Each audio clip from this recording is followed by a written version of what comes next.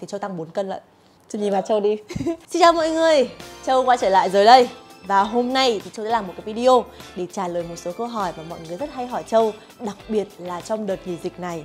Đó chính là làm thế nào mà ở nhà Châu luôn luôn có nhiều cảm hứng để sáng tạo nội dung hay này, hay là làm thế nào mà để một content creator, công việc ra sao, làm thế nào để có cảm hứng. Có rất là nhiều câu hỏi khác nhau thì hôm nay Châu sẽ giải đáp hết. Và điều đầu tiên thì dành cho những ai mà chưa hiểu rõ khái niệm một content creator là gì, thì đối với Châu đó sẽ là một người mà biết tận dụng sự sáng tạo và cái khả năng thẩm mỹ của họ để sản xuất này, hay là quản lý hình ảnh, hay là video hấp dẫn hơn, có khả năng thu hút những tập khán giả khác nhau. Ví dụ như Châu chẳng hạn, thì mình có khả năng về thời trang thì mình sẽ tận dụng những cái vốn kiến thức của mình có, rồi mình xây dựng kịch bản, chỉ ra những cái tips mix đồ hay ho cho các bạn và sản xuất cùng ekip. Và chính bản thân lại là người duyệt sản phẩm cuối cùng và mình up lên YouTube. Chắc là một câu hỏi nữa mà mọi người sẽ hay hỏi đó là thế content creator thì sẽ làm những công việc như thế nào? Làm thế nào để ra được một content hay?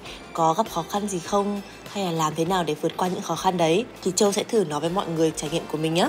Và để sản xuất một content chất lượng thì cần bỏ ra rất nhiều thời gian và công sức. Một clip dài chỉ 10 phút trên mạng nhưng mà có thể là mất 3 đến 4 ngày và cũng có thể mất vài tuần hay là có thể cả tháng mới hoàn thiện, từ việc lên kịch bản, quay hình đến chỉnh sửa video. Và sản phẩm tốt thì mới được nhiều người đón nhận và lại muốn làm tốt hơn nữa. Và cuối cùng thì lúc nào cũng là tốn nhiều thời gian hơn. Và không phải ai cũng sẽ lấy content creator làm nghề chính hay là dành full time cho nó. Nên là mình cần phải dung hòa thời gian cũng như là quản lý công việc rất tốt thì mới làm được. Như Châu cũng chạy song song rất là nhiều công việc khác nhau một lúc. Từ việc là kinh doanh, từ việc là mình có 3 công ty, hay là mình vẫn đi quay, đi chụp hàng ngày, mình vẫn phải sản xuất content hàng ngày, hay là còn rất là nhiều việc khác nữa, hay là vẫn còn mày mò ở nhà, làm công việc nhà, hay là chăm sóc Santa bí đô. Đối với mình thì đấy là một cái thử thách để mình phải học cách cân bằng cuộc sống, cũng như là có thể làm tất cả những cái việc mà mình thích trong một ngày mà vẫn hiệu quả. Chính vì thế nên tần suất ra video của mình khó lòng có thể trơn tru và đều đặn. Mặc dù là Châu rất là muốn Châu mà có thời gian cũng như là đủ sức, hay là lúc nào cũng nhiều content như vậy, hay là dễ dàng để ra content như vậy, thì chắc là Châu nguyện là một ngày có thể ra 3 video. Nhưng mà nó là một điều mà không thể. Và cũng không hẳn là lúc nào mình có ý tưởng là cũng sẽ làm được ngay. Tại vì từ khi ra ý tưởng cho đến lúc mà ra sản phẩm cuối cùng là cả một cái đoạn đường dài. Như Châu cũng đã nói, vì việc biến ý tưởng thành một sản phẩm có thể nhìn thấy được này, hay là mà làm sao có thể truyền tải được đầy đủ nội dung, thông điệp mình muốn gửi gắm qua cách hay nhất, đúng với cá tính, hình ảnh của mình, lại không hề đơn giản. Lấy ví dụ như một clip tập luyện, ý tưởng trong đầu mình hình dung ra chỉ là thực hiện trong một cái không gian nó thật là mở, hay là nhiều cây xanh để thay đổi, để tạo nhiều cảm hứng cho mọi người xem. Nhưng khi cân nhắc tất cả các yếu tố, khả năng như là lịch trình quá dày đặc, mình không thể đi xa, rồi nội thành Sài Gòn không có quá nhiều lựa chọn cho một không gian mình mong muốn, hay là quay ngoại cảnh thì có thể có rất là nhiều rủi ro về thời tiết, khó khăn về việc thu âm thanh, vân vân. Nên là lúc này bài toán đặt ra sẽ là làm sao để vẫn có một khung cảnh mà mình muốn mà lại giảm thiểu được tất cả những khả năng rủi ro cho ekip. Nên là mình đã chọn một cái địa điểm quay xa trung tâm một chút, có thể đi trong ngày nhưng không gian thiết kế phải mở, có cửa kính lớn này, bên cạnh là sân vườn, cây xanh để tạo cảm quan như là mình hình dung ban đầu. Và vì không gian lớn, tập một mình có thể khiến mình lật thỏm trong vô hình và đôi khi sẽ hơi nhàm chán. Nên là mình lại thêm một yếu tố bí mật, đó là nhờ thầy dạy của mình về tập cùng, như mà video mà mình đã post lên trên channel YouTube của mình gần đây. Và Châu nghĩ rằng là cái vấn đề lớn nhất ấy, đó chính là thực hiện thì đã khó đúng không? Nhưng mà để lấy cảm hứng hay là lấy ý tưởng thì còn khó hơn. Tại vì đôi khi không phải là cứ ngồi thế này mà tự nhiên ý tưởng đến hay là cảm hứng đến cho mình được, mà nó là một cái quá trình, cũng như là mình phải làm rất là nhiều hoạt động khác nhau để mình lấy cảm hứng cho bản thân mình. Và cảm hứng của Châu là gì? Bắt đầu thôi! Bên cạnh đó thì mình có thể đọc sách này, nhưng mà đọc sách thì Châu cũng luôn luôn khuyên mọi người đó là mình chỉ nên đọc khoảng tầm 30 phút một ngày đến 45 phút thôi. Cái thời gian mà mình đọc lâu hay không ấy, nó không quan trọng bằng cái việc là mình đọc có thể là ít, nhưng mà mình dành thời gian để mình nghĩ về những cái điều mình đọc, cũng như mình hiểu và mình ứng dụng nó về cái cuộc sống của mình, ngậm ra được là những cái điều gì mà mình vừa trải qua, mình rút ra những kinh nghiệm gì cho bản thân mình, thì đó mới là cái điều mà Châu cảm thấy là quan trọng nhất. Và bên cạnh cái việc là mình đọc sách, rồi mình đọc thông tin, rồi mình xem những cái show truyền hình thì đều là những cái việc mà mình làm cho cái bộ não mình phải hoạt động rồi. Bên cạnh đó mình cũng nên làm cho mình phải thư thái hơn, mình phải thả lỏng cơ thể mình hơn, thì cái cảm hứng cũng như là cái sự thoải mái, cái sự tập trung tiếp theo của mình nó mới hiệu quả. Thì cái việc mà Châu luôn luôn làm gì Châu cũng phải có âm nhạc. Nên là những cái gì mà Châu share về âm nhạc ấy là những cái bài hát mà Châu nghe thật là Châu nghe hàng ngày ấy. Châu rất là yêu âm nhạc, là bởi vì âm nhạc làm cho Châu cảm thấy thoải mái hơn, là mình thả lỏng mình hơn. Và đợt gần đây thì rất là may mắn là mình có nhiều thời gian, nên là mình lại quay trở lại một cái bộ môn mà ngày xưa mình đang học dở dang, đó là học piano. Và cái lúc mà mình đánh piano ấy là cái lúc thực sự là một cách thiền rất hiệu quả. Tại vì khi mình tập trung vào âm nhạc, mình đánh nhạc, mình dùng sử dụng tay, ngón tay, mình đánh, mình thả lỏng cơ thể của mình. Đấy là một cách để mình giải tỏa đầu óc của mình.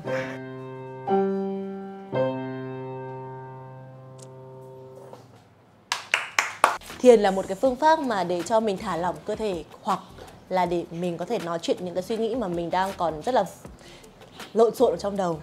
Thì đây là một cách mà mình nhắm mắt và mình nói chuyện với cái suy nghĩ của mình, ra những cái giải pháp hoặc là thả lỏng để cho không bị căng thẳng quá. Và Châu thì thường hay căng thẳng là vì tiếng của mấy đứa này chơi với nhau. Hey! Thiền đâu cũng được mọi người ạ. Bất cứ ở đâu cũng có thể thiền được.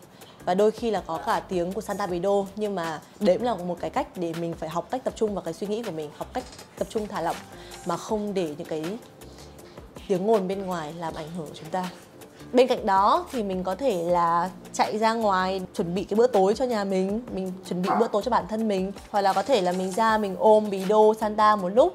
Cho là tất cả những cái việc gì mà bạn cảm thấy là bạn làm, bạn cảm thấy là thoải mái thì hãy dành thời gian cho bản thân mình để thả lỏng cái cơ thể mình ra. Làm gì cũng vậy, đừng quá gò bó mình, đừng bắt mình phải ngồi trước máy tính hay là phải ra được content thì mới được nghỉ ngơi. Không, đấy không phải cách hiệu quả.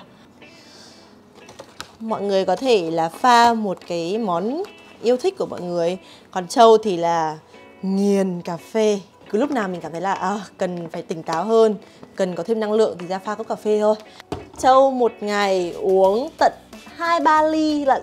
Tại vì đợt này dù là mình ở nhà nhưng mà mình làm rất là nhiều nội dung khác nhau. Cũng như là mình quay từ sáng đến đêm, chụp từ sáng đến đêm, rồi mình làm rất là nhiều công việc khác. Công ty thứ 3 thì đã bắt đầu rồi, nhưng mà vì đang trong đợt dịch bệnh cho nên là mình đang phải hold nó lại một chút và sẽ bắt đầu ra mắt mọi người khoảng tầm đầu tháng 6. Còn lẽ ra là theo plan của mình là tháng 3, tháng 4. Bây giờ mình phải giữ lại rồi, và trong cái thời gian đấy khi mà mình đã phải delay nó ra thì mình sẽ dùng cái thời gian đó để mình sáng tạo nhiều hơn, tập trung nhiều hơn, ra những sản phẩm mà nó hoàn hảo hơn. Bật mí nhẹ cho mọi người nhé, và mọi người hãy đón chờ nha.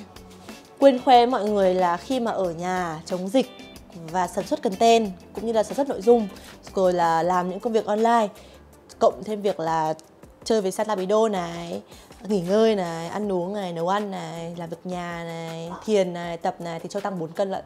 Châu nhìn vào Châu đi. Châu coi như đây là một cái khoảng thời gian mà mình tự chiêu đãi bản thân mình, tự chiều bản thân mình, cho mình ăn. Đến bao giờ mà hết dịch bệnh là mình sẽ phải đi làm lại, mình sẽ đi chụp hình, lại đi quay phim lại thì mình phải giảm cân thôi. Thì lúc đấy mình sẽ tập và mình sẽ ăn ít đi. Mình vẫn có thể nói chuyện qua internet với cả những người mà mình cảm thấy là mình hâm mộ, mình muốn lấy cảm hứng từ họ. Và Châu vẫn luôn luôn làm như vậy hàng ngày à. Và chắc là mọi người sẽ hỏi là vậy thì Châu áp dụng những cái tips trên ra sao khi mà mình sản xuất thực tế, thì Châu sẽ làm rõ cho các bạn qua chính cái trải nghiệm dạo gần đây của Châu nhé. Và đây là một cái dự án Châu tham gia mà cho mình rất là nhiều cảm hứng. Khoảng đầu tháng 3 thì đúng cái đợt mà mình ở trong khu cách ly, thì lúc đó mình quan tâm rất là nhiều và đọc rất là nhiều thông tin về Covid-19. Và đúng lúc đó thì ca khúc Gen Covid được truyền thông nhắc tới rất là nhiều. Bản thân mình thì kiểu siêu thích cái ca khúc này. Đúng là do cái tính tò mò và cũng có thể nói là kiểu bệnh nghề nghiệp của mình.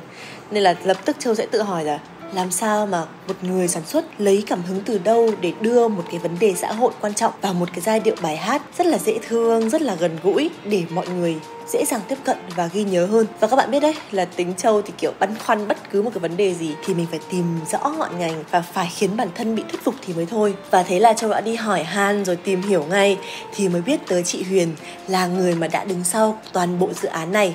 Và sau những cuộc trò chuyện này và Châu đã hỏi chị rất là nhiều câu hỏi, chị Huyền cũng rất dễ thương và trả lời Châu rất chân thành. Thì Châu vô tình biết là gia đình chị đã có truyền thống phòng chống dịch bệnh suốt 3 đời, nên là chị đã được nuôi dưỡng cái ý thức từ nhỏ. Ông chị lại chính là người phân lập được virus cúm và bại liệt ở Việt Nam. Mẹ chị cũng ở tuyến đầu chống dịch SARS và H5N1. Và đó cũng là cái cảm hứng đến từ chính lời hứa hoàn thành nốt phần việc còn đang dang dở của ông nội chị, và chị đã hứa sẽ tiếp tục thay ông cống hiến hết mình cho ngành y tế dự phòng nước nhà. Và thêm vào đó thì còn là sự sáng tạo cũng như là năng lượng của tuổi trẻ. Và chị cũng nói với Châu, đó là làm gì cũng vậy. Đầu tiên chúng ta phải đặt cái trách nhiệm với nghề và với cộng đồng lên hàng đầu. Và tất cả đó chính là cái nguồn cảm hứng vô tận để chị cống hiến, tâm huyết sản xuất ra dự án lần này. Và cũng chính câu chuyện đó mà mình rất là cảm động. Và không chần chừ gì, Châu nhận lời tham gia trở thành đại sứ chiến dịch nCoV lần này. Và đó chính là một cái may mắn của Châu. Tuy rằng là hai chị em sáng tạo ở hai mảng khác nhau, nhưng lại chung một cái nhìn và hướng tới một lợi ích cộng đồng chung, nên làm việc vô cùng ăn ý. Châu cũng đã có rất là nhiều cảm hứng thực hiện một chuỗi các hoạt động liên quan như là nhảy cover này, hát cover mà Châu hôm trước đã đăng tải. Và Châu cũng ngẫm ra một điều cho chính mình, đó là đừng bao giờ quá gò bó bản thân. Cảm hứng hay là ý tưởng không nằm ở đâu xa đâu, nó có thể đến từ bất cứ đâu, bất kỳ người nào xung quanh ta, thậm chí là ngay từ trong những cái kỷ niệm thời nhỏ của chúng mình. Và sẽ dễ dàng hơn rất nhiều nếu ta chủ động để ý và biết cách lắng nghe. Cảm ơn mọi người. Và Châu rất là mong rằng là sau video này thì mọi người có thể hiểu hơn về nghề content creator. Và chắc chắn rằng là rất là nhiều anh chị sản xuất content còn có nhiều vất vả cũng như là khó khăn hơn Châu. Nhưng mà trong video này thì mình sẽ nói những cái gì mà mình trải qua cũng như là những cái gì mà mình nhận thấy thôi. Và Châu rất là mong mọi người có thể cùng Châu chia sẻ rộng rãi chiến dịch nCoV.